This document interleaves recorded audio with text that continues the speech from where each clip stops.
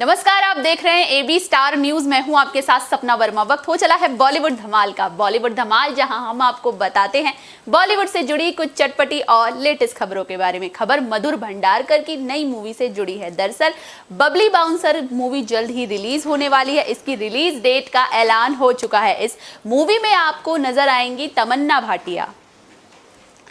Film निर्देशक मधुर भंडारकर की अगली फिल्म बबली बाउंसर की रिलीज डेट का ऐलान हो गया। ये फिल्म 23 सितंबर साल 2022 यानी कि इसी साल को डिज्नी प्लस हॉटस्टार पर रिलीज होगी। स्टार स्टूडियो और जंगली पिक्चर्स ने इसकी घोषणा की है। साथ ही ये भी कहा है कि ये फिल्म हिंदी और तमिल साथ ही साथ तेलुगु भाषा में रिलीज होगी। बता दें कि इस फिल्म में तमन्ना भाटिया मुख्य भूमिका में नजर आएंगी। मेकर्स ने बबली बाउंसर से तमन्ना भाटिया का फर्स्ट लुक जारी किया था।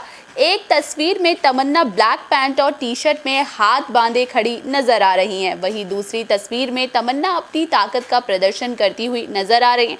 इस तस्वीर में वो मुस्कुरा भी रही हैं। दोनों तस्वीरों में तमन्ना का लुक काफी दमदार है।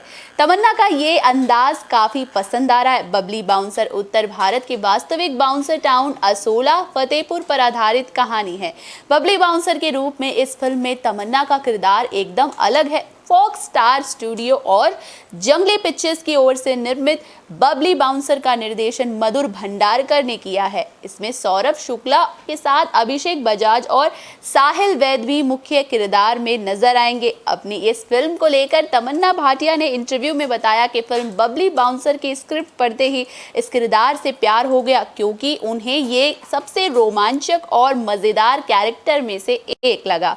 तमन्ना ने कहा कि पहली बार कोई एक महिला बाउंसर की कहानी पर आधारित होगी और मैं उसकी आवाज के लिए काफी उत्साहित हूँ। बात की जाए मधुर भंडारकर को लेकर, तो इससे पहले भी इन्होंने कई फिल्में बनाई हैं जो रियलिस्टिक जीवन पर आधारित होती हैं, जैसे कि पेज 3 मूवी, जिसमें आपने जर्नलिज्म के बारे में जाना होगा, एक जर्नलिस्ट के सफर को जाना होगा। अगर आप एक जर्नलिस्ट हैं तो आप सभी के लिए पेज 3 मूवी देखना बेहद जरूरी है। मधुर भंडारकर के निर्देशन में बनी पेज 3 मूवी और साथ ही साथ फैशन मूवी भी काफी दिलचस्प है।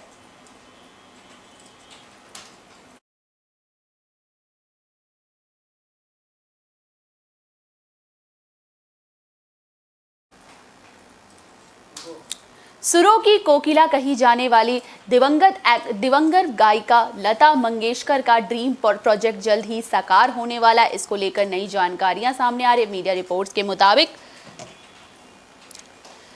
इसी साल फरवरी में दुनिया को अलविदा कह गई। आज वो भले ही हमारे बीच नहीं है, अपनी मधुर आवाज में गुनगुनाए हजारों गानों के जरिए वो दिलों में हमेशा जिंदा रहेंगी। लता मंगेशकर हमेशा लोगों की मदद के लिए आगे रही। म्यूजिक इंडस्ट्री या देश में आई कोई भी आपदा के लिए वो हमेशा मदद के लिए तैयार रहती थी।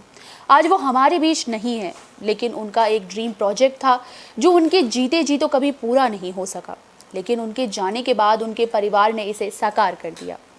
सुरों की सामग्री लता मंगेशकर के परिवार ने गुरु पूर्णिमा के अवसर पर नासिक में स्वर मौली फाउंडेशन की शुरुआत की है। मंगलवार को लता मंगेशकर के इंस्टाग्राम अकाउंट पर एक पोस्ट शेयर किया गया उनके ड्रीम प्रोजेक्ट की, जिसमें जानकारी दी गई। लता दी की एक तस्वीर के साथ स्वर मौली फाउंडेशन के बारे में जानकारी देते हुए बताया गया कि स्वर मौली भारत की कोकिला लता मंगेशकर का एक ड्रीम प्रोजेक्ट है। संगीत और परफॉर्मिंग आर्ट, सिनेमा और रंगमंच के क्षेत्र के लोगों के लिए इस फाउंडेशन के जरिए मदद की जाएगी। इस फाउंडेशन का मुख्य लक्ष्य वृद्धाश्रम का निर्माण करना है। ये मुख्य रूप से उन कलाकारों के लिए है जिनकी उम्र ज्यादा हो चुकी है। स्वर मौली फाउंडेशन एक धर्मनिरपेक्ष और गैर लाभकारी संगठन है।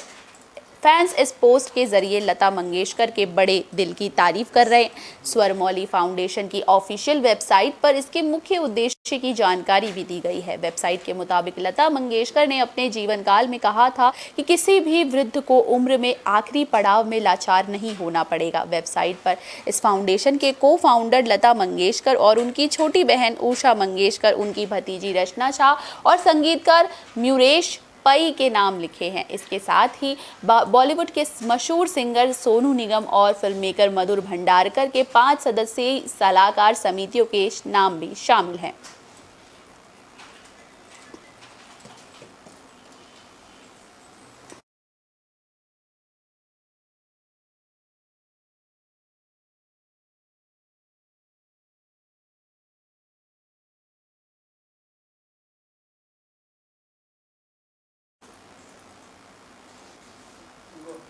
आर माधवन की मूवी रॉकेटरी दी नंबी इफेक्ट जल्द ही ओटीटी पर आने वाली है। इसको लेकर एक बड़ा खुलासा सामने आया है। आर माधवन इन दिनों काफी ज्यादा सुर्खियों में चल रहे हैं। दरअसल उनके सुर्खियों में रहने की वजह उनकी ये फिल्म है। आर माधवन की फिल्म रॉकेटरी दी नंबी इफेक्ट के वर्ड ऑफ माउथ की बदौलत बॉक्स ऑफिस पर काफी अच्छा प्रदर्शन हुआ है। तकरीबन 20 करोड़ के बजट में बनी इस फिल्म ने कुल मिलाकर 40 करोड़ का आंकड़ा पार कर लिया है।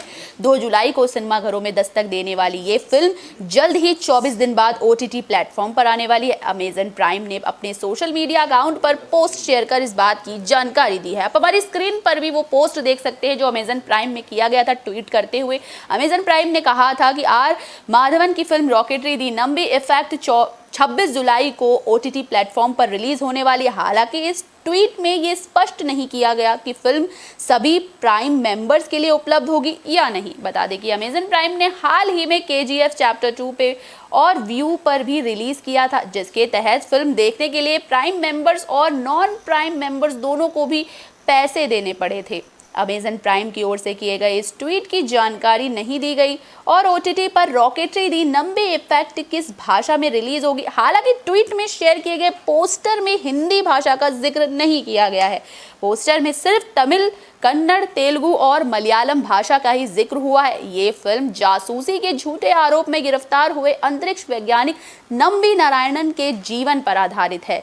इस फिल्म में जहां इंटरवल से पहले ही नंबी नारायणन की उपलब्धियों और स्पेस विज्ञान में उनके योगदान को दर्शाया गया, तो वही इंटरवल के बाद उनके साथ हुए अत्याचार और अन्याय की लड़ाई को भी दिखाया गया है। तो किस तरीके से जो है अमेजन प्राइम की ओर से एक ट्वीट किया गया है, आप हमारी स्क्रीन पर वो ट्वीट देख सकते हैं जो काफी ज्यादा वायरल हो रहा है और काफी ज्यादा चर्चा में। जल्द ही ये फिल्म ओटीटी तक पहुंचेगी और देखा गया है कि जब भी ऐसे प्लेटफॉर्म्स पर यानी कि ओटीटी पर पहुंचती है तो जो यूथ का क्रेज है वो बहुत बढ़ता है। यहाँ पर यूथ काफी ज्यादा सक्रिय होते हैं, एक्टिव होते हैं और यहीं से जो होता है कमाई का सिलसिला बरकरार होता है। बात की जाए इस मूवी को लेकर तो सस्ते बजट में बनी है, कहते हैं ना सस्ता टिकाऊ अच्छा, तो ये वही है कम पैसों में बड़ी बात, छोटा पैकेट बड़ा धमाका। इस मूवी को देखकर आप साफ तौर पर कह सकते हैं 20 करोड़ की लागत में मूवी बनी थी, लेकिन अब जिस तरीके से मूवी उपलब्धियां पा रही है उस हिसाब से मेकर्स जो है उनके चेहरे पर खुशियां छा गई हैं। 20 करोड़ की लागत से बनी और 40 करोड़ से भी ऊपर का आंकड़ा छू रही है। आप देख सकते कितना हैरानी वाला आंकड़ा है ये। 20 करोड़ में बनी कोई फिल्म और 40 करोड़ तक छू जाए तो लगातार जिस तरीके से बायोपिक का चलन है, कुछ बायोपिक्स होती है जिन्हें प्यार नहीं मिलता ऑडियंस के बीच या फिर घटिया मार्केटिंग भी बोल सकते हैं, जैसे कि हमें हाल ही में शाबाश मिट्ठू को लेकर दिखा। कम बजट में फिल्म बनी लेकिन फिल्म अपने बजट को भी पार नहीं कर पाई, उतना कमाई नहीं कर पाई, उतनी ऑडियंस फिल्म को नसीब नहीं हो पाई। वही बात की जाए रॉकेटरी दी नंबी इफेक्ट, नंबी नारायणन के जीवन पर आधारित ये मूवी है जो साइंटिस्ट है। अब उनकी मूवी बायोपिक है उनकी और काफ़ी ज़्यादा प्यार मिल रहा है इसको जिस तरीके से। वहीं शाबाश मिट्ठू की बात की जाए तापसी पन्नू की मिताली पर आधारित है जो कि क्रिकेटर है, इंडियन क्रिकेट टीम महिलाओं की क्रिकेटर टीम की क्रिकेटर हैं, बतौर बहुत अच्छी क्रिकेटर है मिताली राज। उनके जीवन पर आधारित मूवी थी लेकिन उतना मानी स्पेस नहीं मिल पाया या ऑडियंस नहीं नसीब हो पाई। वहीं इधर आते हैं बात करते हैं नंबी इफेक्ट को लेकर, तो इस मूवी को ऑडियंस मिली। दूसरी बात है मार्केटिंग, यहाँ पर वर्ड ऑफ माउथ आपने अक्सर सुना होगा कि हम जब किसी के मुंह से कोई तारीफ सुनते हैं तो हम ना चाहते हुए भी ये ह्यूमन नेचर है कि आप उस तरफ जरूर बढ़ेंगे, आप कभी ना कभी सोचेंगे कि we have to try this thing. तो वो चीज़ है जब हम किसी से कोई चीज़ सुनते हैं तो हम उस तरफ अट्रैक्ट होते हैं। ये एक ह्यूमन साइकोलॉजी है, it's all about human psychology.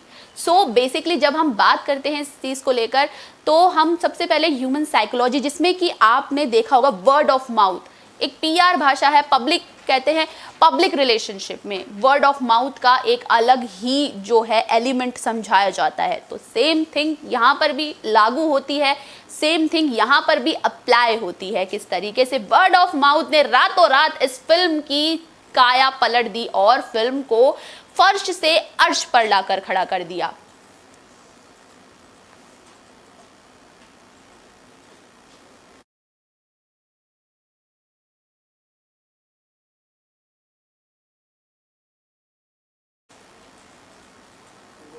Bollywood धमाल में बात करते हैं ऐश्वर्या राय बच्चन की। अरे ऐश्वर्या राय बच्चन को ये क्या हो गया, अचानक उन्हें सलमान की याद क्यों आ गई? एक इंटरव्यू में ऐश्वर्या राय ने सलमान का आखिर जिक्र क्यों किया, चलिए आपको एक बताते हैं इसके पीछे क्या वजह है।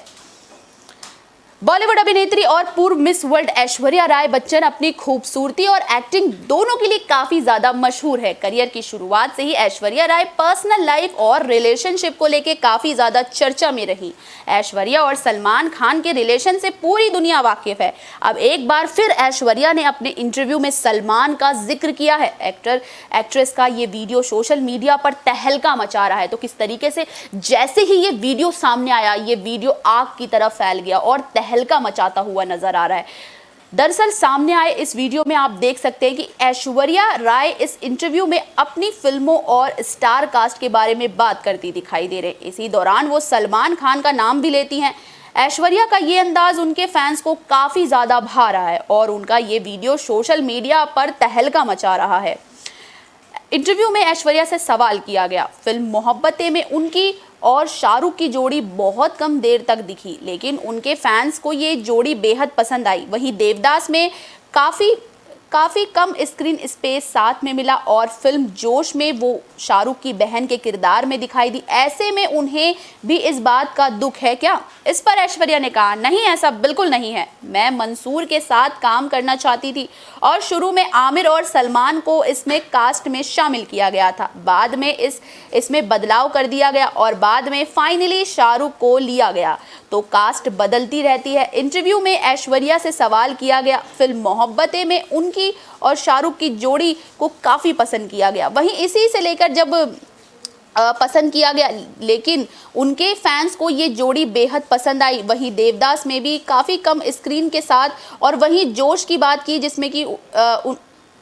जिसमें उनका कैरेक्टर एक बहन का कैरेक्टर नजर आया। तो किस तरीके से सलमान खान को लेकर जब उनसे सवाल पूछा गया तो उस पर ऐश्वर्या राय ने जब उनसे पूछा गया, शाहरुख को लेकर सवाल था, तो यहाँ पर उन्होंने सलमान का जिक्र किया कि कास्ट बदलती रहती है। इस फिल्म में पहले आमिर और उसके बाद सलमान को किया गया था, लेकिन बाद में उसमें बदलाव कर दिया गया। तो किस तरीके से पहले जो ऐश्वर्या का भाई जिसे बनाने के लिए बात कही गई थी वो आमिर और सलमान को कही गई थी फिल्म में, लेकिन बाद में किसी तरह से बदलाव कर दिया गया। तो ये वो पीरियड था जब दोनों रिलेशनशिप में थे, बाकायदा रिलेशनशिप में थे। तो अचानक से जिस तरीके से ऐश्वर्या ने जब ये बात कही तो लोगों के जहन में ऐश्वर्या की पुरानी यादें आ गई और जिस तरीके से लगातार सोशल मीडिया पर उनका बस सलमान का नाम लेना, बरसों बाद उन्होंने सलमान का जिक्र किया है कहीं, तो उसके बाद से लगातार ये वीडियो गोली की तरह ट्रेंड करता जा रहा है।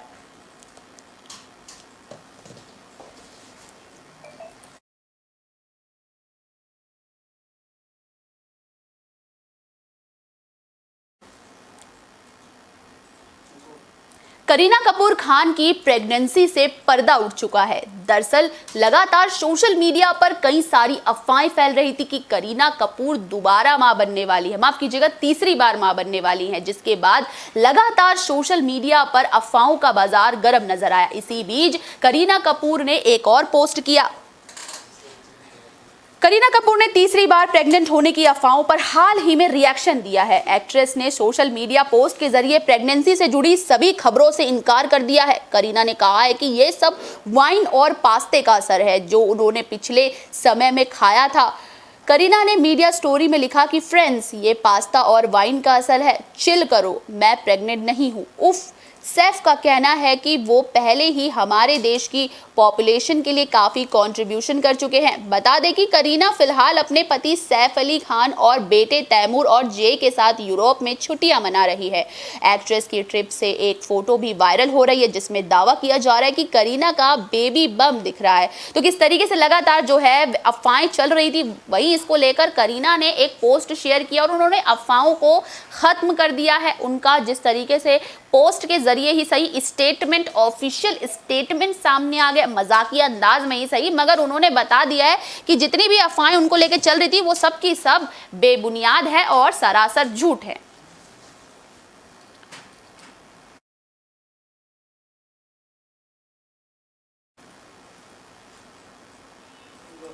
बॉलीवुड धमाल में फिलहाल के लिए बस इतना ही। मुझे दीजिए इजाजत। देश और दुनिया से जुड़ी तमाम खबरों के लिए देखते रहिए AB स्टार न्यूज। नमस्कार।